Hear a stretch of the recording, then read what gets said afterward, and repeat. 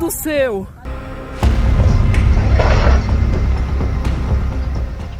ഒരു പാലമിടിഞ്ഞ് നദിയിലേക്ക് വീണ വീഡിയോ കണ്ട് അമ്പരന്നിരിക്കുകയാണ് സോഷ്യൽ മീഡിയ. ബ്രസീലിലാണ് സംഭവം. പാലം തകരാറിലാണെന്ന് അധികാരികളെ അറിയിക്കാൻ ക്യാമറാമാനെയും കൊണ്ടുവന്ന് കൗൺസിലർ വീഡിയോ ചിത്രീകരിക്കാൻ തുടങ്ങുമ്പോഴാണ് പാലം തകർന്നത്. ബ്രസീലിലെ മരാനോയിലെ എക്സ്ട്രേറ്റോയെയും അഗിയാനോപോളിസിനെയും തമ്മിൽ ബന്ധിപ്പിക്കുന്ന പാലമാണിത്. സിറ്റി കൗൺസിലർ ഏലിയാസ് ജൂനിയറാണ് ഒരു ക്യാമറാമാനെയും കൊണ്ടുവന്ന് പാലത്തിന്റെ ദുരവസ്ഥ ചിത്രീകരിച്ച് അധികാരികളെ കാണിക്കാൻ ശ്രമിച്ചത്. കൗൺസിലർ സംസാരിക്കുന്നതിനിടെ ഒരു വണ്ടി കടന്നുപോകുന്നത് കാണാം. പിന്നാലെ പാലം പിളർന്നു മാറുന്നതാണ് ദൃശ്യങ്ങളിൽ.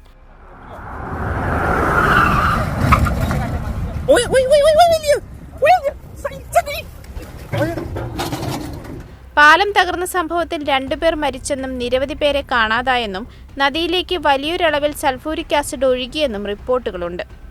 1960-ൽ നിർമ്മിക്കപ്പെട്ട പാലമാണ് തകർന്നത്.